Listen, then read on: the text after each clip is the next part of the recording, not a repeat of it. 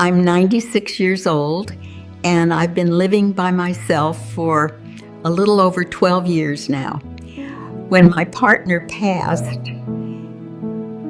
everyone started worrying. They said things like, "You shouldn't be alone at your age.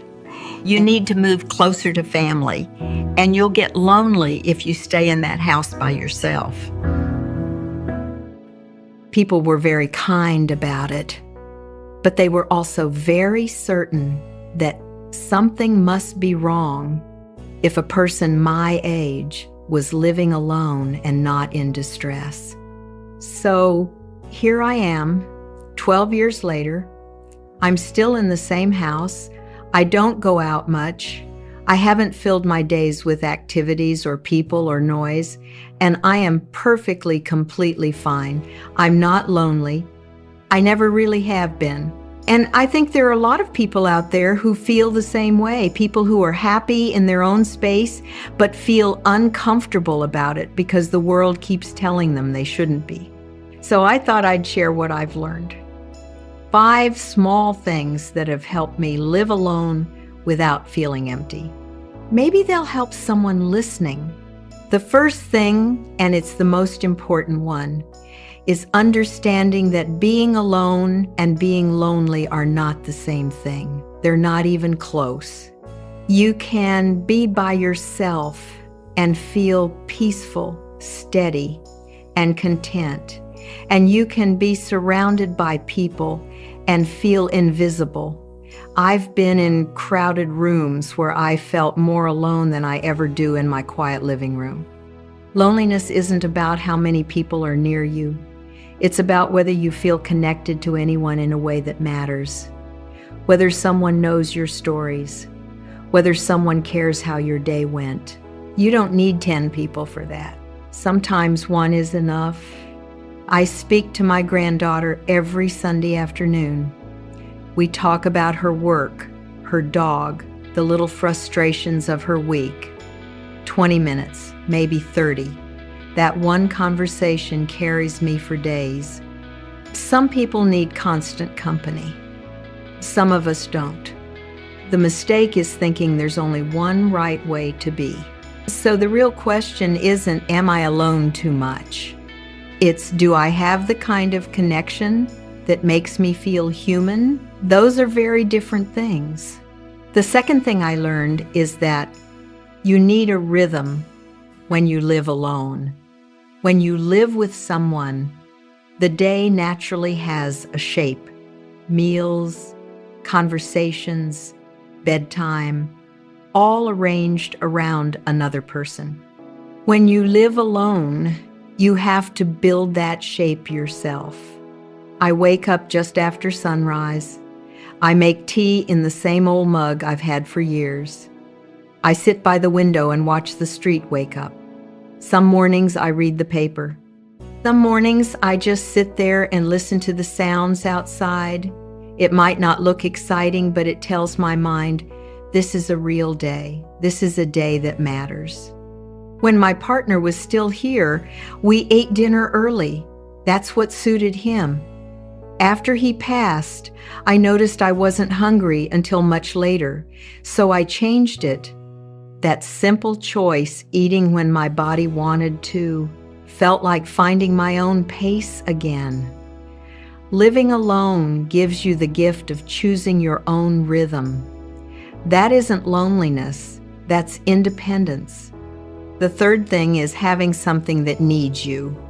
For me, it's my old cat, Jasper. He's thin now, a little wobbly, but he knows exactly when it's time for breakfast. If I'm late, he sits in the doorway and stares at me like I've committed a terrible crime. It doesn't have to be a pet. It could be plants, or a small garden, or birds that come to your feeder. But something alive that responds when you show up. Something that would notice if you didn't. I also keep track of the birds I see. I write their names in a notebook, along with the date and time. It gives my eyes something to look for. my mind something to follow. When you live alone, attention is important. If you don't give it somewhere to go, it turns inward and starts to wander in unhelpful directions. The fourth thing is learning to be selective about people. When you live alone, you don't have the energy for relationships that feel like work, and that's okay.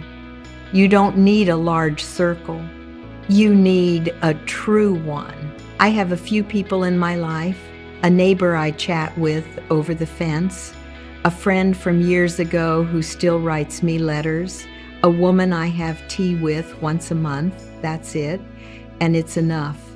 I used to feel guilty about that, like I was supposed to want more friends, more outings, more noise, but I don't.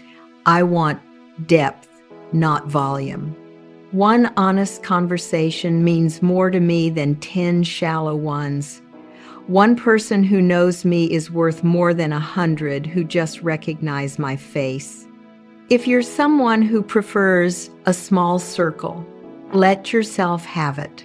There is nothing wrong with wanting quiet connection instead of constant company.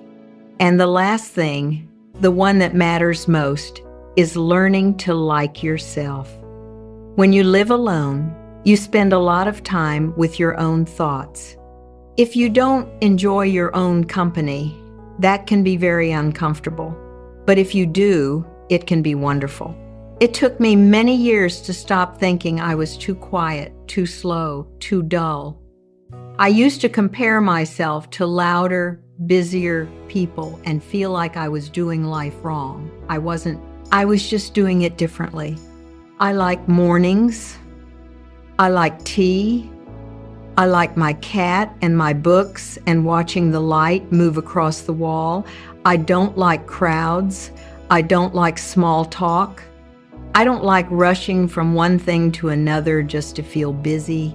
And at 96, I finally stopped apologizing for that. If you're living alone and struggling, ask yourself something gently. Are you lonely, or do you just think you're supposed to be?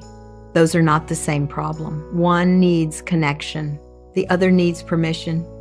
I miss my partner. Of course I do. Decades together leaves a space that never quite closes.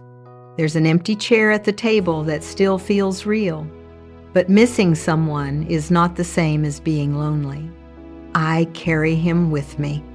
And I also have a full life without him, quieter, different, but still full.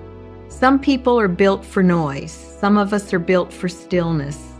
If you're one of the quiet ones, there's nothing wrong with you.